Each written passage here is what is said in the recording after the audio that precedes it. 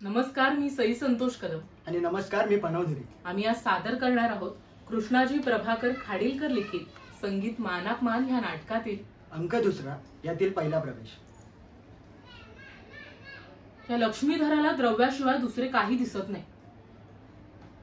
मला तरी असेच नव्हते का वाटत. आज माझ्या डोळ्यात अंजन धैर्यधरजींनी घातली आणि माझी दृष्टी साफ केली. लक्ष्मीधर म्हणतो त्याप्रमाणे देव भक्तावर मोबदल्या करता का दया करतो?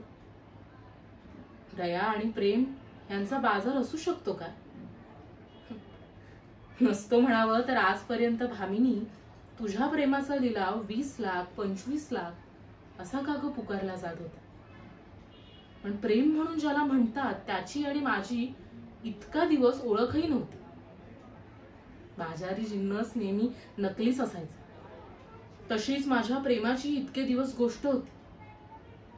खऱ्या दयेला आणि खऱ्या प्रेमाला केव्हाही मोबदल्याची जरूर नसते. कारण दया आणि प्रेम म्हणजे सुखाचा झरा. त्याच्या पलीकडे आनंदाची पायरीच शिल्लक राहत नाही. मग प्रेमी जीवाला कोणाचा लोभ शिल्लक राहणार आणि मोबदला तरी तो कशाचा मागणार. खरा तो प्रेमा नाधरी लोभ मनी. खरा तो प्रेमा नाधरी लोभ मनी. नभी जनहितरत भास्कर तापत विकसत पाहनली.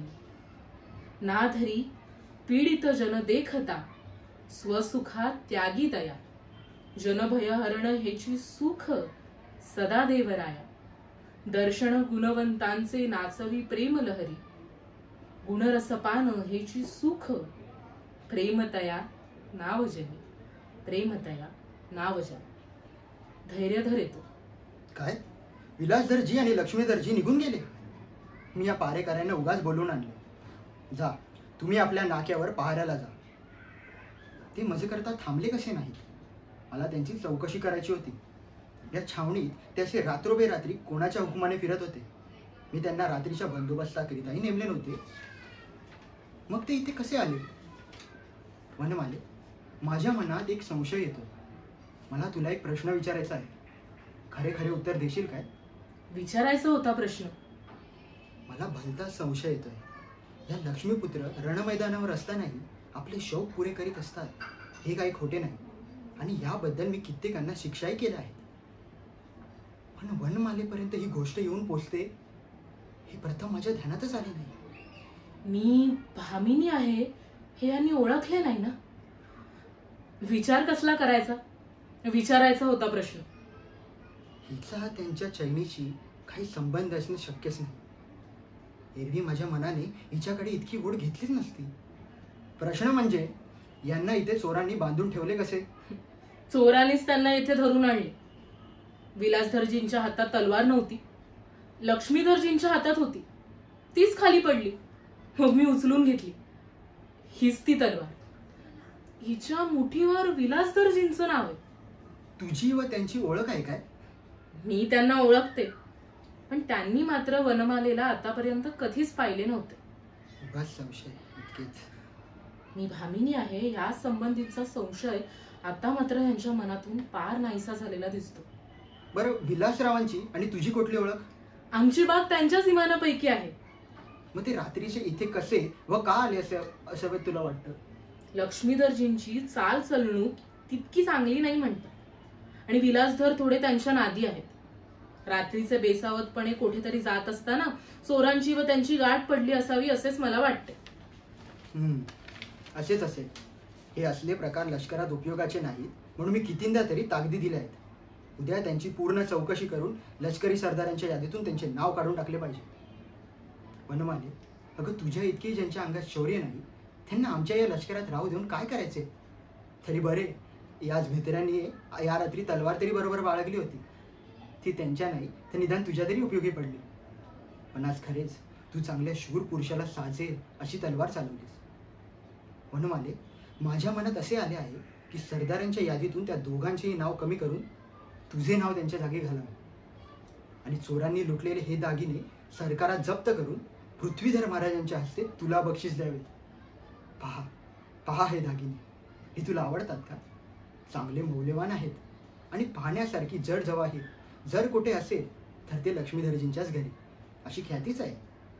आणि मला वाटते त्या भित्र्याने आज निवडणूकच जवारी अंगावर घातली होती. पहा, खरोखर हे दागिने पाहण्यासारखे आहेत. वनमाले, सेनापती या नात्याने हे दागिने जप्त करण्याचा व त्याची पाहिजे तशी विल्हेवाट लावण्याचा अधिकार मला आहे. आणि तुझ्या आजच्या शौर्याबद्दल हे दागिने पृथ्वीधर महाराजांच्या हस्ते बक्षीस देण्याची तितकी काही कारण नाही, म्हणून मीच तुला बक्षीस देतो. महाराज, मला हे दागिने बिलकुल नको. आम्ही खेड्यापाड्यात राहणारी माणसे, आम्हाला काय करायचे हे दागिने? शिवाय मला ह्या दागिन्यांचा मनापासून तिटकार आहे. नको म्हणू नकोस. घे घे हे दागिने.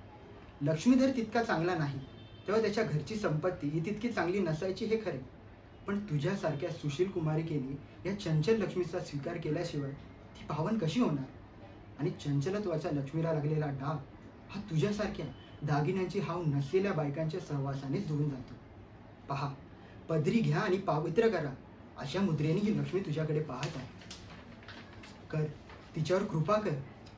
नको, अशी दूर होऊ नकोस. अगं, शरण आलेल्याला असे दूर लोटू नये.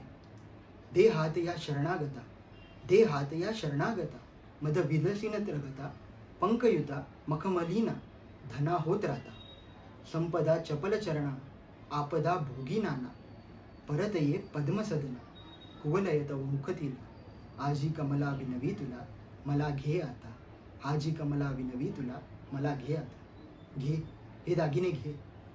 अगं काय, तू ह्यापासून दूरच. बायकांना दागिन्यांचा इतका तिटकार हे प्रथमच मी पाहत आहे. वनमाले, दरोडेखोरांच्या त्रासातून मी तुम्हा सर्वांना सोडवले, हा हे माझे कामच होते म्हणा, पण ह्याबद्दल जर तुझ्या मनात काही वाटत असेल तर माझ्या या क्षुल्लक उपकाराचा मोबदला म्हणून या दागिन्यांचा स्वीकार कर. महाराज, मी या दागिन्यांचा स्वीकार करते, पण माझ्या 3 अटी आपणास मान्य असतील तर. तुझ्या सगळ्या अटी मला कबूल आहेत. सांग, कोणत्या अटी? विलासधरजी व लक्ष्मीधरजी यांची सरदारांच्या यादीतील नावे कमी करून माझे नाव घालण्याचा विचार रद्द करावा. ही विलक्षणच अट आहे. बरे, कबूल. पुढे. सांप्रतच्या युद्धात आपल्या घरचे कर्ते पुरुष पडल्यामुळे जी कुटुंबे अनाथ झाले असतील त्यांना मदत करण्यासाठी हे दागिने विकून येईल ती रक्कम खर्च करण्याची मला परवानगी असावी. वनमाले, अगं, या दुसऱ्या अटीने तू या धैर्यधरालाही लाजवलेस. बरे, पुढे.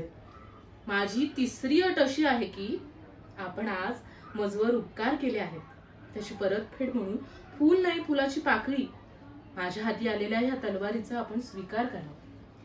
वनमाले, बायकांना दागिन्याकरिता आणि आम्हाला लष्करी लोकांना तलवारीकरिता हापापलेले असवायचे, आणि दागिन्यांची हौस सोडलीस त्याप्रमाणे तुला पाहिल्यावर तलवारीची माझी हौस मावळली पाहिजे होती, पण माझा मूळचा स्वभाव पुन्हा वर डोके काढू लागलाय. शिवाय हे तुझ्या हातचे बक्षीस मी कसे घेणार नाही? तलवार घेतो. आता कशी या तलवारीला शोभा आली? माझ्या हातात ती कशीशीच दिसत होती. महाराज, हे दागिने लक्ष्मीधरजींच्या अंगावर मी पाहिलेले आहेत. मला बाई वाटते एका तलवारीने पुरुषाचे रूप जितके चांगले दिसते तितके असल्या खंडीभर दागिन्यांनी दिसत नाही. वनमाले, हे दागिने तुझ्याजवळ ठेव. पृथ्वीधर महाराजांच्या कानावर तुझी हकीकत घालून या दागिन्याच्या दुप्पट रक्कम तुझ्या परोपकाराच्या कामाला मी बक्षीस देईन. तोपर्यंत हे दागिने तुझं पाशी असेच असू देत. ठेव, घरात नेऊन ठेव. तू आता खुशाल आपल्या घरात नीच. आणि आतापासून ती तिथली चौकी मी या बागेतच आणून ठेवतो. मी आता जाऊन पारेकरांना इथेच पाठवून देतो. जाऊ लागतो. युवती मना दारुणरण रुचिर प्रेमसे, झाले युवती मना दारुणरण रुचिर प्रेमसे, रणभजना संसारी असे अमर मी केले, रमणीय मन हंसानर सहस सारसी रमवी, शूरतोची विजयतोची, शूरतोची विजयतोची, हे शुभ यश मज आले, युवती मना दारुणरण रुचिर प्रेमसे झाले. जातो.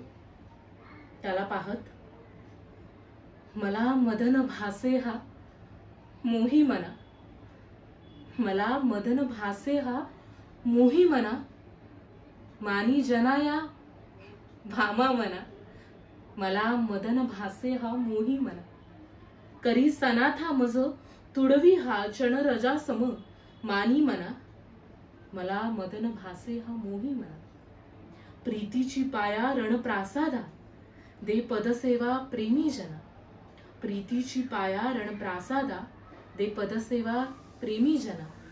मला मदन भासे हा मोही मना. मला मदन भासे हा मोही मना. धन्यवाद.